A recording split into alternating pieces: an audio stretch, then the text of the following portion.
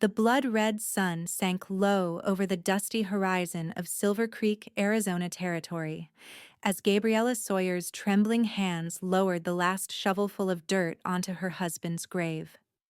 Her wedding band caught the fading light, a cruel reminder of promises cut short by the consumption that had stolen Thomas away after just 3 years of marriage, leaving her alone with their small ranch, a mountain of debt, and a heart so broken she wondered if she would ever feel whole again.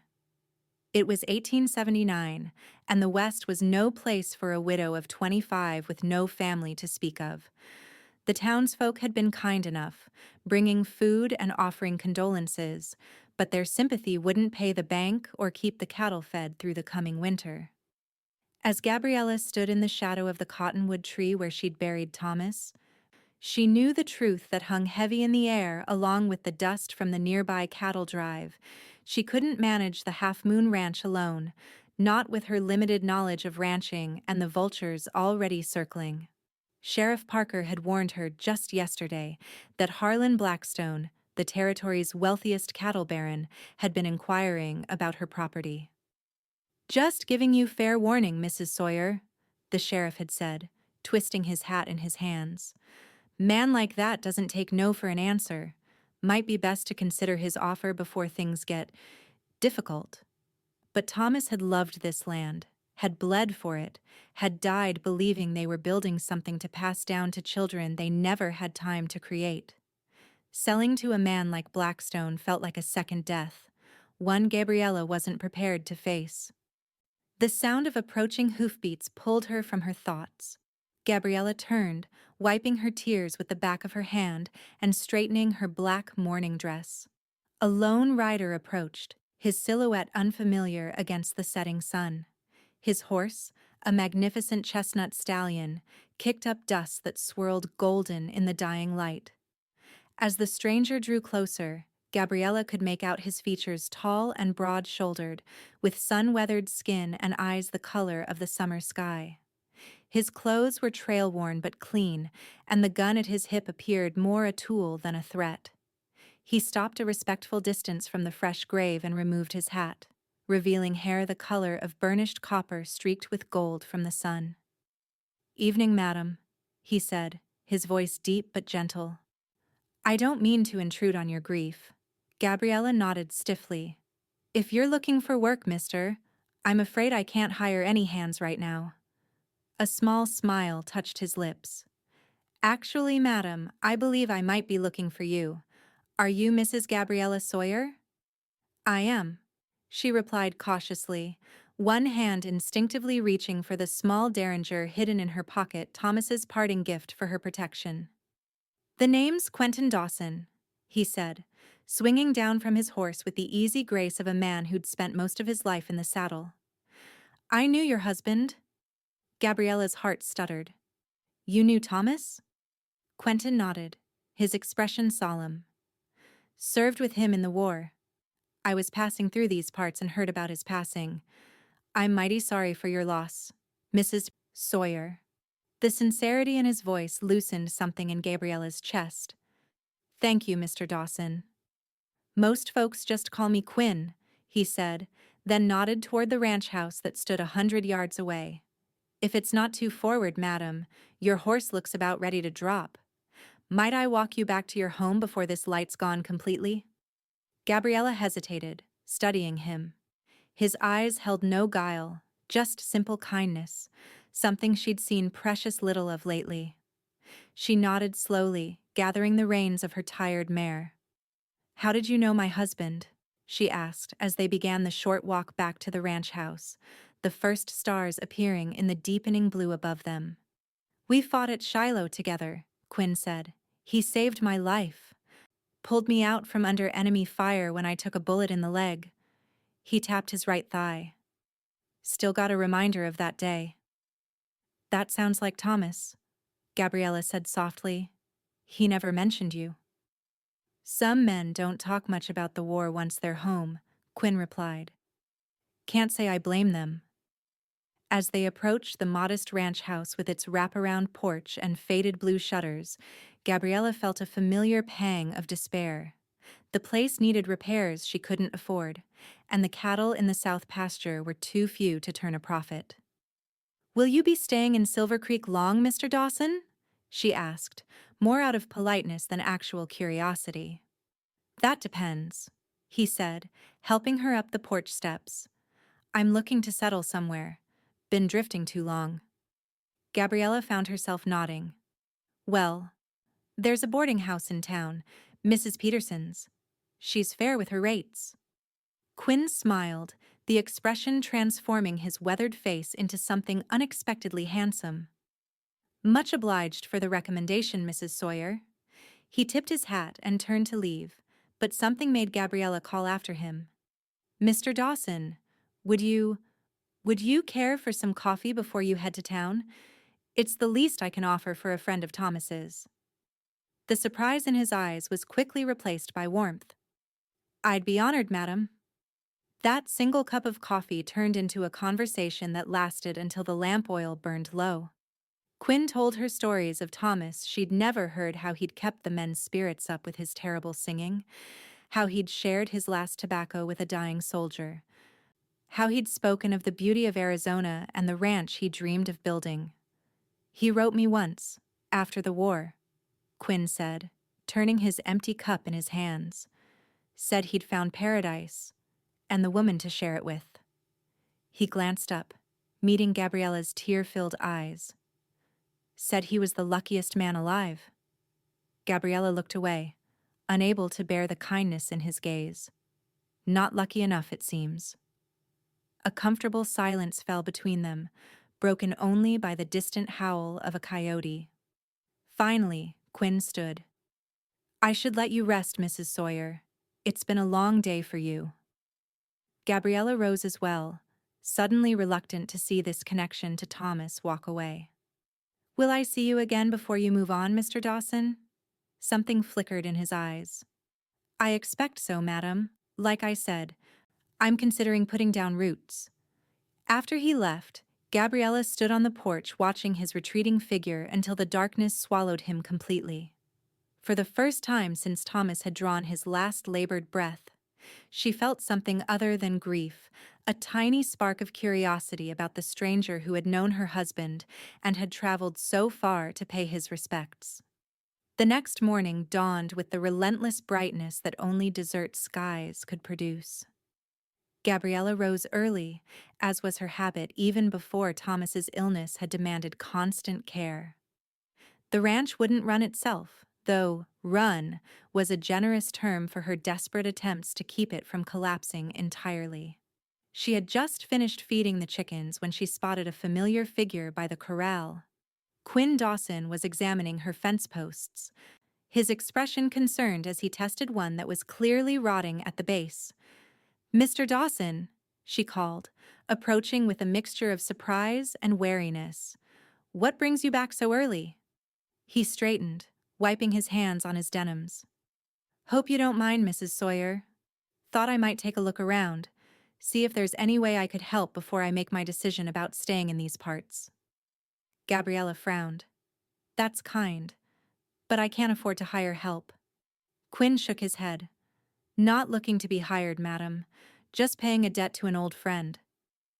"I don't accept charity, Mr. Dawson." "Not charity," he insisted. "Investment. This place has good bones, but it needs work to reach its potential. I've been looking for somewhere to put my skills to use." Gabriella studied him, trying to understand his angle. Men didn't offer help without expecting something in return. That was one of the first lessons she'd learned after Thomas's passing, when the ranch hands had started making suggestions about how a widow might pay for their continued service. "What exactly are you proposing, Mr. Dawson?" Quinn gestured to the sprawling property. "You've got about 50 head of cattle by my count, decent grazing land, water rights to the creek. With the right management, this could be a profitable operation. I'm proposing a partnership." Gabriella's eyebrows rose. "A partnership? You provide the land and existing stock? I provide the labor and my savings to make improvements. We split the profits 50-50 once we're in the black." It was a surprisingly fair offer, which made Gabriella all the more suspicious. Why would you want to partner with a widow's failing ranch when you could start fresh somewhere else?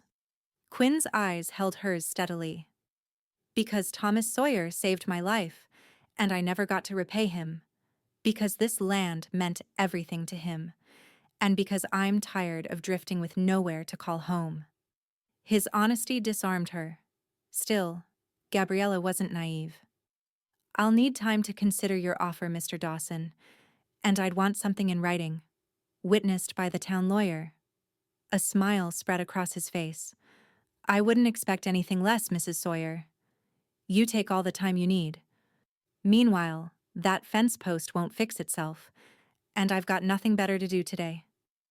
Before she could protest, he was already heading toward the barn, presumably to look for tools. Gabriella watched him go, torn between gratitude and unease.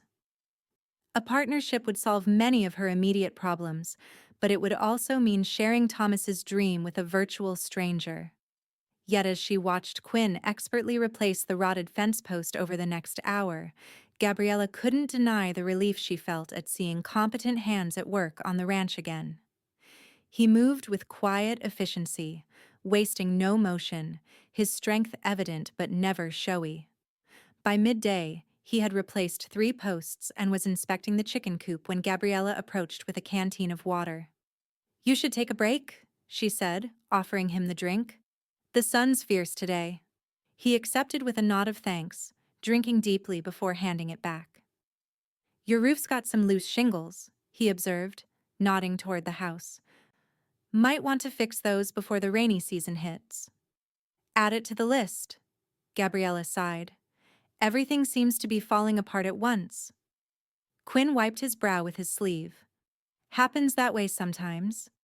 But it's nothing that can't be fixed with time and elbow grease." His optimism was refreshing after months of doom-filled predictions from the bank manager and predatory offers from land speculators. Still, Gabriella had learned caution the hard way. "Mr. Dawson, why aren't you married?" The question slipped out before she could consider its propriety. If he was offended, he didn't show it. "Never found the right woman, I suppose. The war took something out of me, made it hard to connect." He paused, looking out over the land. Then there was the drifting. "Hard to court a lady proper when you're never in one place more than a season." Gabriella nodded, understanding all too well how life could derail the future you'd planned. "I should prepare some lunch. You're welcome to join me, if you'd like." Over a simple meal of cornbread and beans, they discussed the ranch's needs more specifically. Quinn outlined repairs, suggested improvements to the cattle operation, and explained how they might expand in time. His knowledge was evident, his plans practical. "You seem to know a great deal about ranching," Gabriella observed. "Grew up on one in Texas," he explained. "My pa ran about 200 head before the war. I would have inherited, but the Union Army came through and took everything. Nothing left to go back to after." The bitterness she expected wasn't there, just a matter-of-fact acceptance that impressed her. "I'm sorry," Quinn shrugged. "It was a long time ago. Taught me that life can change in an instant, so you'd best be ready to change with it." His words resonated with her own experience. Thomas's death had transformed her from wife to widow, from helpmate to sole proprietor, from dreamer to survivor. "I'll consider your offer seriously, Mr. Dawson," she said finally. "But I have conditions." "Name them." "This remains the Half Moon Ranch, as Thomas named it. Any decisions about cattle sales or major purchases must be mutual, and I continue to live in the main house while you take the foreman's cabin." The last condition felt particularly important. She needed to maintain boundaries with this man, partnership or not. Quinn nodded without hesitation. "Agreed on all counts. I'll ride into town tomorrow to have the lawyer draw up papers if that suits you." "It does," Gabriella said, surprised by the relief flooding through her. Perhaps, with help, she wouldn't lose Thomas's dream after all. True to his word, Quinn returned the next afternoon with papers from Silver Creek's only lawyer, Mr. Hollister. The agreement was straightforward, protecting both their interests while establishing clear terms for their partnership. Gabriella read it carefully 3 times before signing, a weight lifting from her shoulders as the ink dried. "Partners," Quinn said simply, offering his hand. Gabriella took it, struck by the warmth and strength of his grip. "Partners." He moved into the foreman's cabin that evening, a small but sturdy structure 100 yards from the main house. Gabriella watched from her porch as he unsaddled his horse and carried his meager belongings inside one saddlebag, a bedroll, and a rifle. Everything a drifter would own, nothing more. The next weeks passed in a whirlwind of activity. Quinn rose before dawn each day, working tirelessly on repairs and improvements. He mended fences, patched the roof, reinforced the barn, and inspected each head of cattle. He hired 2 local boys, the Hamilton brothers, to help with the heavier work, paying them from his own pocket until the ranch could afford the expense. Gabriella found herself working alongside him more often than not, learning things Thomas had never had time to teach her. Quinn was patient but didn't coddle her, explaining the workings of the ranch in practical terms and expecting her to pull her weight. "A rancher needs to understand every aspect of the operation," he told her one evening as they sat on the porch, going over the ledger books. "Can't depend on hired hands to know what's best for your own land." Gabriella appreciated his approach. Too many men in town had suggested she simply sell up and move somewhere more suitable for a lady. Quinn never questioned her capability, only her knowledge, which he seemed determined to increase. One morning, about a month into their partnership, Gabriella woke to the sound of unfamiliar voices. She dressed quickly and stepped onto the porch to find Quinn speaking with 3 men on horseback, their conversation tense. "Morning, Mrs. Sawyer," called one of the men. She recognized him as Vernon Miller, who worked for Harlan Blackstone. "Just having a word with your new hand here."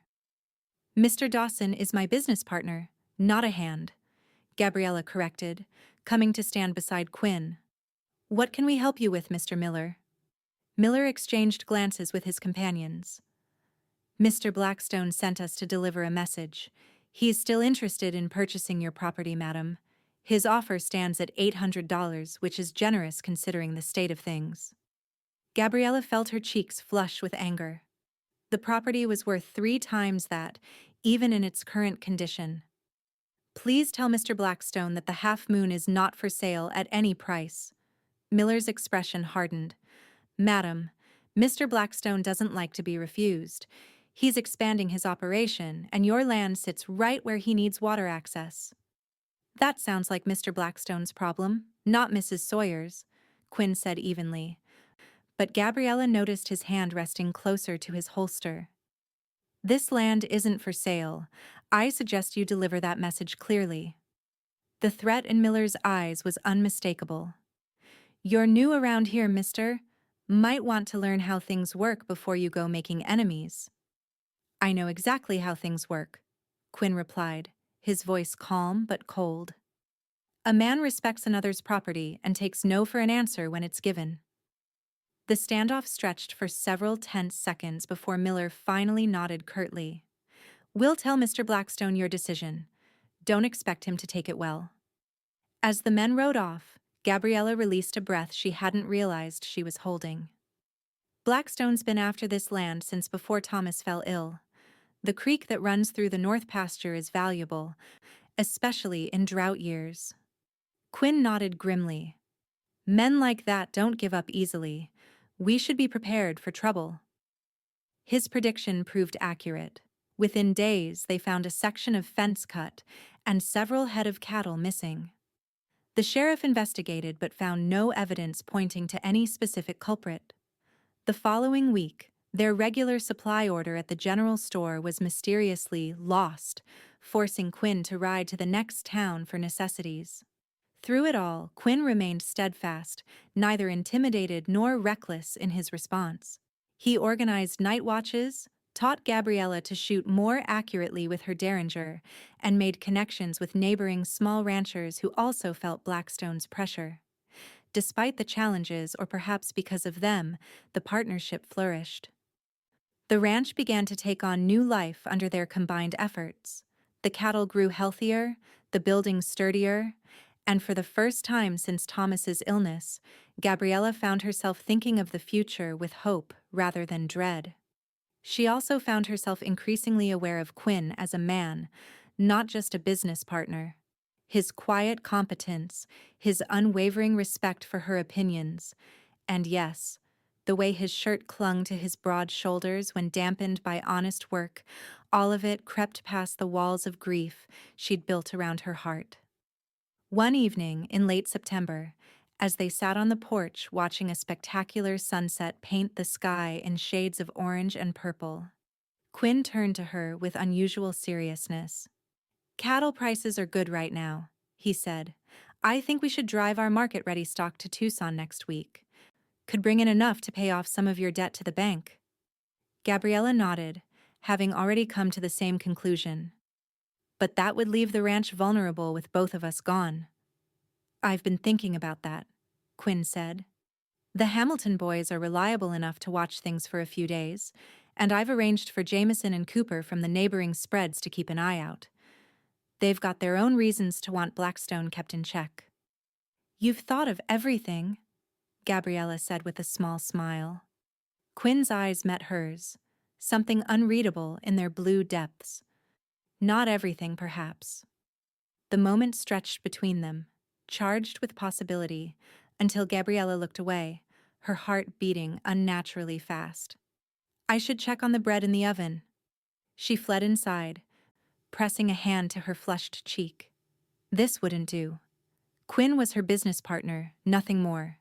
She was still in mourning, still wore Thomas's ring, still felt the hollow ache of loss when she woke each morning. But that night, for the first time since Thomas's death, it was Quinn's face that filled her dreams, not memories of her husband. The cattle drive to Tucson was grueling but successful.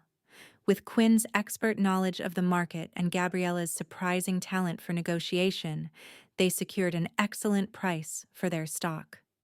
The journey back to the Half Moon was lighter, both in their saddlebags filled with much-needed cash and in their spirits. "First step toward making this place what it should be," Quinn said as they rode side by side, the familiar landscape of their ranch appearing on the horizon after 5 days away. "Thomas would be pleased," Gabriella said softly, then immediately wished she hadn't mentioned her husband. It felt somehow disloyal to the growing warmth she felt for Quinn, but Quinn just nodded. He had vision, choosing this land. Good water, good grass, defensible position. As they approached the ranch, however, both sensed something was wrong. Smoke rose from behind the main house too much for a simple cooking fire. "Stay back," Quinn ordered, drawing his revolver and spurring his horse forward. Gabriella ignored him, drawing her own weapon and following closely.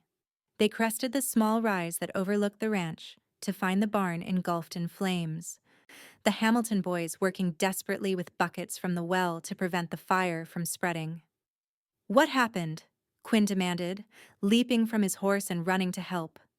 "Riders came last night," young Ethan Hamilton gasped, his face streaked with soot. "4 or 5 of them. Shot over our heads when we tried to stop them. They torched the barn and drove off some cattle." Gabriella dismounted, her legs shaky beneath her. "Was anyone hurt?" "No, madam," Ethan's older brother Jacob answered. "They weren't looking to kill, just scare." Quinn's expression was thunderous as he organized a more effective firefighting effort, but it was too late to save the barn. By nightfall, only smoldering ruins remained where the sturdy structure had stood that morning. "It was Blackstone's men," Quinn said grimly as they sat at Gabriella's kitchen table, exhaustion evident in every line of his body. "No proof, of course, but who else would bother?" Gabriella stared into her untouched coffee. "Perhaps it would be better to sell after all. I don't want anyone getting hurt because of my stubbornness." Quinn's hand covered hers, surprising her with its gentleness. "This isn't about stubbornness, Gabriella. It's about right and wrong. Blackstone can't be allowed to intimidate honest folks off their land just because he's got more money and men. It was the first time he'd used her given name, and something about hearing it in his deep voice made her breath catch. What do you suggest we do? We rebuild. Better than before. And we let it be known that the Half Moon Ranch isn't going anywhere. His hand squeezed hers. Unless that's not what you want anymore. Gabriella looked up, meeting his steady gaze. This is my home. Our home, the ranch, I mean. I won't be bullied away from it. A smile touched his lips. Then we stand our ground. Stand their ground, they did. The very next day, Quinn rode to neighboring ranches, returning with half a dozen men ready to help rebuild. Word had spread about Blackstone's tactics, and the smaller ranchers were eager to show solidarity. For 3 days, the sound of sawing and hammering filled the air as a new barn took shape, larger and sturdier than the original. Gabriella fed the workers, organized supplies, and even hammered a few nails herself. The sense of community lifted her spirits immeasurably. On the third evening, after the volunteers had gone home and the Hamilton boys had retired to their small tent near the corral, Gabriella found Quinn still working, hanging the last of the barn doors by lantern light. "You should rest," she said, approaching with a plate of food. "You've been working since sunrise." Quinn secured the final hinge before accepting the plate with a grateful nod. "Wanted to get it done. Never know when we might need a secure place for the stock." Gabriella watched him eat, struck by how natural his presence on the ranch had become in just a few months. He fit here, as if the land had been waiting for him.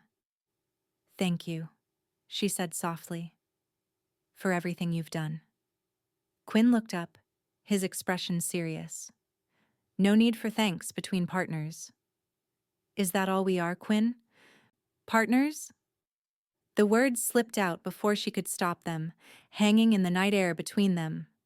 For a long moment, he said nothing, and Gabriella felt heat rising to her face. But then he set aside his plate and stood, closing the distance between them with 2 strides. "What do you want us to be, Gabriella?" His voice was low, rough with an emotion she hadn't heard from him before. She swallowed hard, unable to look away from the intensity in his eyes. I don't know. Thomas has only been gone 6 months. I still wear his ring. I still feel his absence every day." Quinn nodded slowly. "I would never ask you to forget him. But I find myself thinking of you as more than my partner with each passing day." The honesty in his voice made her heart race. "I think about your smile when I wake up, and your safety when I go to sleep. I admire your courage and your determination. I respect your grief, and would never rush you." Gabriella's eyes filled with tears. "I feel so guilty," she whispered, "as if I'm betraying him by feeling anything for anyone else." Quinn reached out slowly, giving her time to pull away, and gently brushed a tear from her cheek. "Thomas loved you. He wouldn't want you to spend your life alone and unhappy." "How can you know that?" "Because if I loved a woman as fine as you, that's what I would want for her." His hand dropped away. "I'm not asking for anything, Gabriella. Just telling you where I stand. The rest is up to you, in your own time." He stepped back, giving her space. "I'll finish up here. You should get some rest." Gabriella nodded, unable to form words around the knot of emotion in her throat. She turned and walked back to the house, her mind whirling with confusion, guilt, and something else, a warmth she'd thought she'd never feel again. The following weeks brought a fragile new awareness between them. They worked side by side as always, rebuilding what had been destroyed and improving what remained.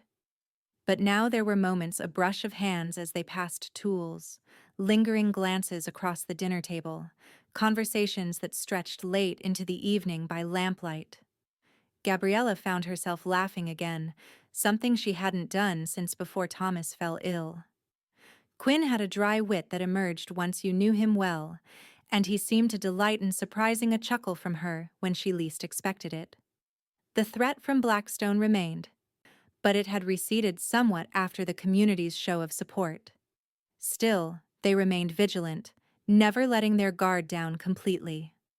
As October gave way to November, the first chill of winter crept into the desert air. One crisp morning, Gabriella woke to find a heavy frost coating the ground, sparkling like diamond dust in the early light.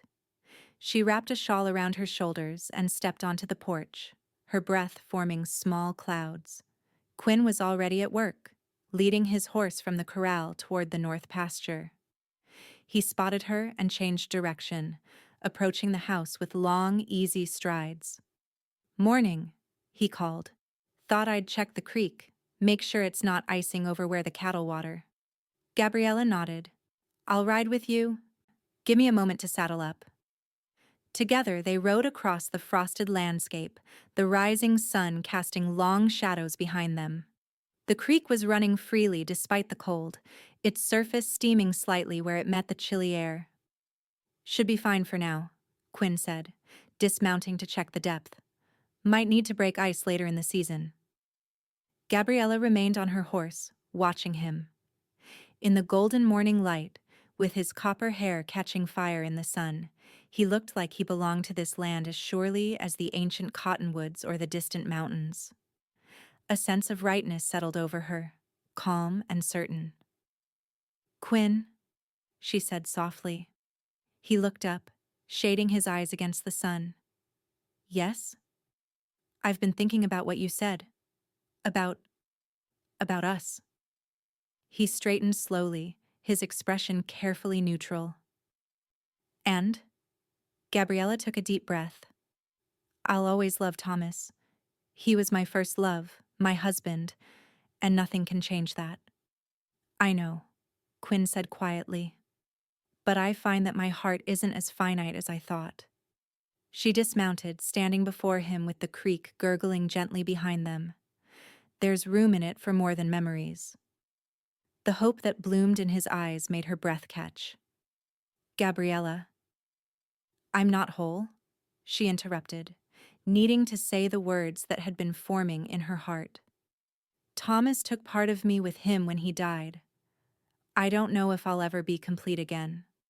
Quinn stepped closer, close enough that she could feel the warmth radiating from him in the chilly morning air.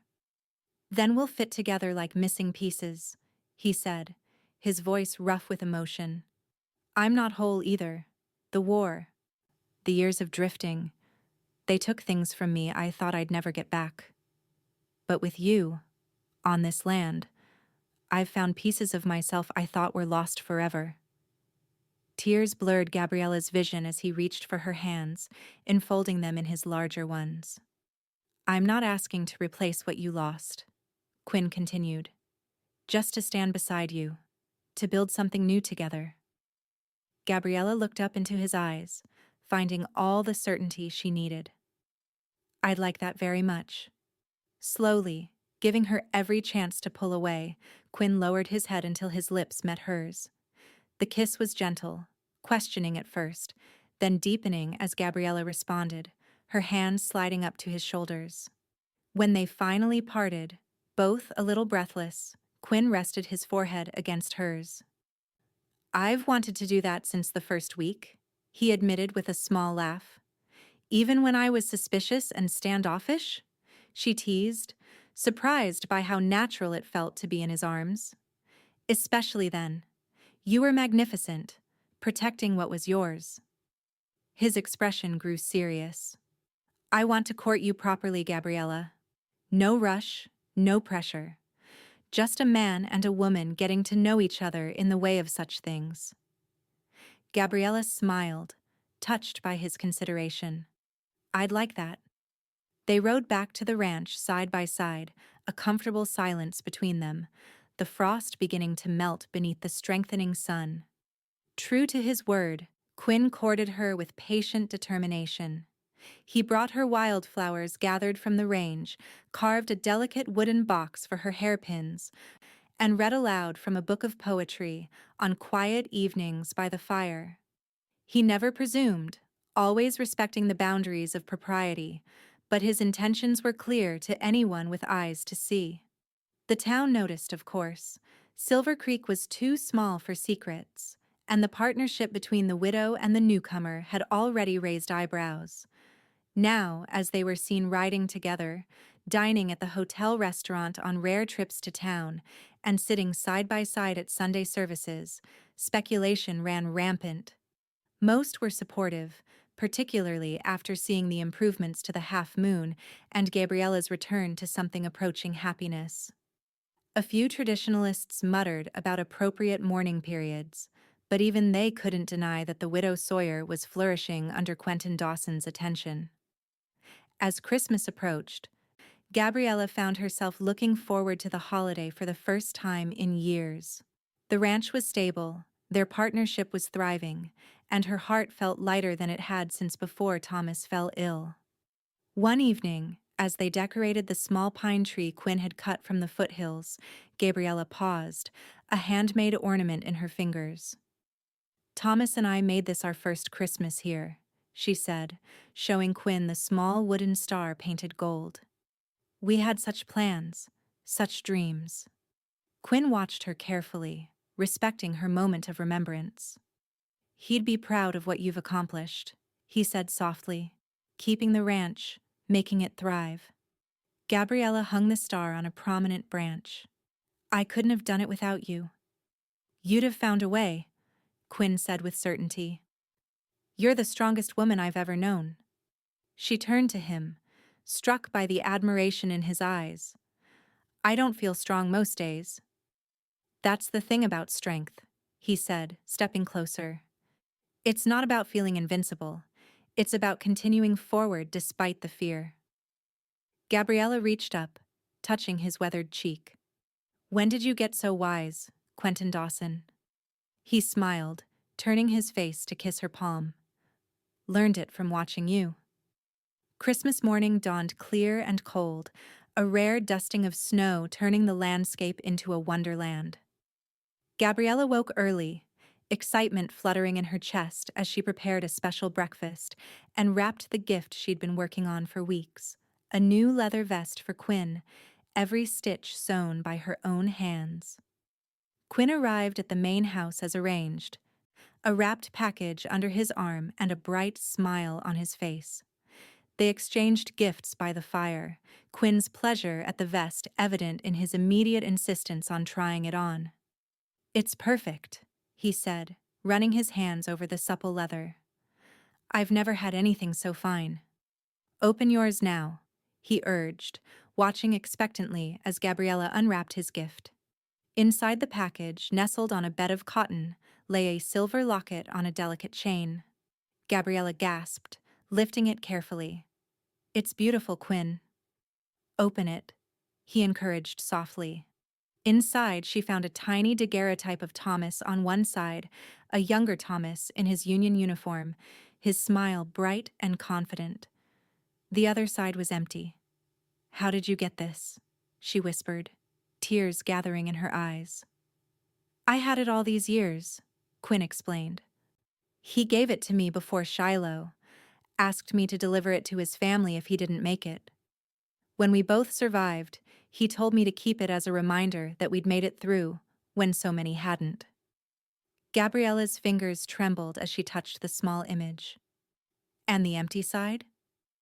Quinn knelt before her chair, taking her hands in his. "That's for the future, Gabriella. For a new image, when you're ready. I wanted you to know that I understand Thomas will always be part of your life, part of your heart. And that's as it should be." Tears spilled down Gabriella's cheeks as the depth of his understanding washed over her. "Help me put it on," she managed, turning so he could fasten the chain around her neck. The locket settled against her heart, a perfect weight. A perfect symbol of what was growing between them, not a replacement for what was lost, but a new chapter that honored the old. When Quinn's hands lingered on her shoulders, Gabriella turned in his arms, lifting her face to his. The kiss they shared was deeper, more certain than their first, a promise of all that might be. As winter gave way to spring, the half-moon ranch continued to flourish. New calves dotted the pastures, the repaired buildings stood strong against the seasonal winds, and the partnership between Quinn and Gabriella evolved into something the whole town recognized, even if no formal announcements had been made. On a warm April evening, as they sat on the porch watching the sun set in spectacular fashion, Quinn seemed unusually quiet, almost nervous. "Something on your mind?" Gabriella asked, reaching over to touch his hand. He turned his palm up, capturing her fingers in his. "Several things, actually." He took a deep breath. "Got word today that Blackstone's moving his operation north. Seems he's found easier pickings in the Montana territory." Gabriella's eyebrows rose in surprise. "That's unexpected good news." Quinn nodded. "Means we can focus on building, rather than defending." He paused, his thumb tracing circles on her palm. "Which brings me to my second point." "Yes?" He shifted in his chair to face her fully. "I've been thinking about our partnership agreement." A flicker of unease passed through Gabriella. "Is something wrong with it?" "Not wrong exactly, just incomplete." Quinn reached into his pocket and withdrew a small object, keeping it concealed in his fist. "I'm thinking we need a more permanent arrangement." Gabriella's heart began to race as understanding dawned. "Quinn?" He slid from his chair to one knee before her, opening his hand to reveal a simple gold band set with a small, perfect sapphire. "Gabriella Sawyer, I've loved you since that first week, when you stood over your husband's grave and refused to be broken by grief. I've loved your strength, your compassion, your determination to honor Thomas's dream. I've loved working beside you, building something lasting together." Tears filled Gabriella's eyes as he continued, his voice growing husky with emotion. "I know you're not whole. You told me as much by the creek that morning. And I'm not whole either. But together, we make something complete. Something better than either of us could be alone." He held up the ring, the fading sunlight catching in the deep blue stone. "Will you marry me, Gabriella? Will you be my wife, my partner in all things?" For a moment, Gabriella couldn't speak past the tightness in her throat. She touched the locket that still hung around her neck, feeling the weight of the past and the promise of the future in perfect balance. "Yes," she whispered finally, her voice gaining strength with certainty. "Yes, Quinn, I'll marry you." His face transformed with joy as he slipped the ring onto her finger, rising to gather her in his arms. The kiss they shared was sweet with promise, deepened by all they'd already weathered together. When they finally parted, Quinn rested his forehead against hers. "I was so nervous," he admitted with a soft laugh. "Wasn't sure if it was too soon." Gabriella shook her head, smiling through her tears. "It's exactly the right time. Thomas would approve, I think. He'd want me to be happy, and you make me happier than I ever thought I could be again." They were married on a perfect May morning, with the desert in full bloom around them. The small church in Silver Creek was filled to capacity, the town turning out in force to witness the union of the widow Sawyer and the man who had helped her save the Half Moon Ranch. Gabriella wore a gown of pale blue silk, ordered specially from Tucson, with Thomas's locket nestled at her throat and Quinn's sapphire ring on her finger. Quinn stood tall and handsome in a new black suit, his copper hair neatly trimmed, his blue eyes never leaving Gabriella as she walked down the aisle toward him. The ceremony was simple but heartfelt, their vows spoken with clear conviction. When the minister pronounced them husband and wife, the cheer that went up from the congregation seemed to lift the very rafters of the old church. The celebration continued at the Half Moon, where tables had been set up under the cottonwoods, and a local fiddle player provided music for dancing. As evening approached, Quinn took Gabriella's hand and led her away from the festivities to a quiet spot overlooking their land. "Happy, Mrs. Dawson?" he asked, his arms encircling her waist from behind as they watched the sun begin its descent. "Very happy, Mr. Dawson," she replied, leaning back against his solid strength. "Though I admit, it will take some getting used to the new name." "Take all the time you need," he said, pressing a kiss to her temple. "We have the rest of our lives ahead of us." Gabriella turned in his arms, reaching up to touch his beloved face. "Thank you for seeing me, all of me, the broken parts and the strong parts." Quinn caught her hand, pressing a kiss to her palm. "That's what love is, isn't it? Seeing the whole person, not just the pieces they choose to show."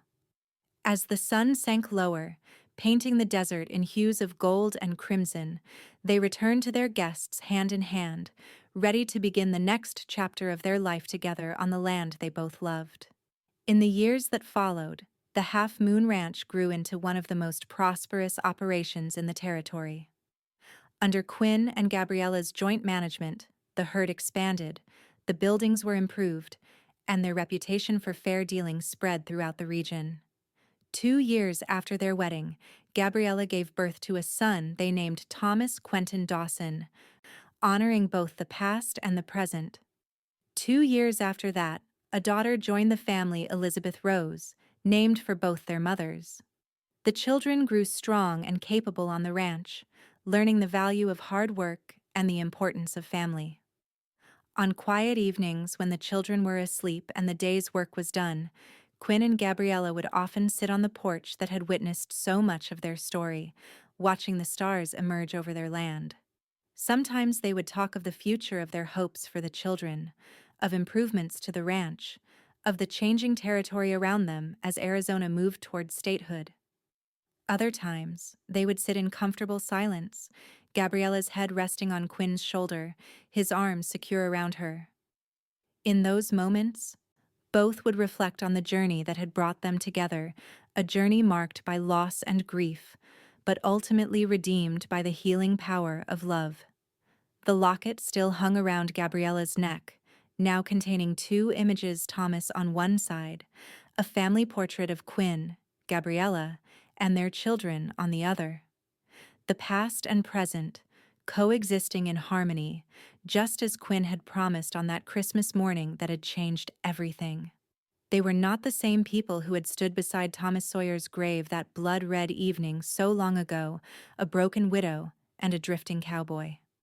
Life had shaped them, challenged them, and ultimately rewarded their courage and persistence with a love that completed them both. "I was thinking," Quinn said one such evening as their 10th anniversary approached, "that perhaps it's time to expand again. The Hamilton boys are talking about starting their own spread, and that parcel to the east is available." Gabriella smiled, entwining her fingers with his. "Always looking to the horizon, aren't you?" "That's how we built all this," he replied, gesturing to the thriving ranch around them. "One step at a time, always moving forward." "Together," Gabriella added softly. "Together," Quinn agreed, bringing their joined hands to his lips. "The only way that matters." As the night deepened around them, stars blanketing the vast desert sky, Gabriella reflected on the words she had spoken to Quinn by the creek, that frosty morning so many years ago. "I'm not whole." It had been true then, a raw confession of her broken heart. But now, secure in Quinn's love, surrounded by the family they had created and the life they had built, Gabriella understood a deeper truth. Wholeness wasn't about being unmarked by loss or untouched by grief. It was about finding someone whose broken edges fit with yours, creating something stronger and more beautiful than either could be alone. Quinn had been right that day. They did fit together like missing pieces. And in that fitting, they had found not just completion, but a joy neither had dared to imagine possible in their darkest days. As if reading her thoughts, Quinn tightened his arm around her. "What are you thinking about so seriously, my love?" Gabriella turned to look at him, This man who had helped her rebuild not just a ranch, but a life. "I was thinking about wholeness," she said simply, "and how sometimes the most complete things are made from broken parts." Quinn's eyes, still as blue and clear as the day they'd met, softened with understanding. He didn't need to respond with words. The gentle kiss he placed on her forehead said everything. Together they sat, watching over the land they loved, their hands entwined, their hearts beating in perfect rhythm, two people who had found in each other not just love, but healing, purpose, and the profound peace that comes from being exactly where you're meant to be, with exactly who you're meant to be with. The half-moon ranch stretched out before them, a testament to what could be built when broken hearts dared to love again. And as the moon rose full and bright over the desert, casting silver light across their domain, Gabriella and Quinn Dawson held fast to each other and to the precious truth they had discovered together that sometimes it is in our very brokenness that we find the capacity for our greatest wholeness.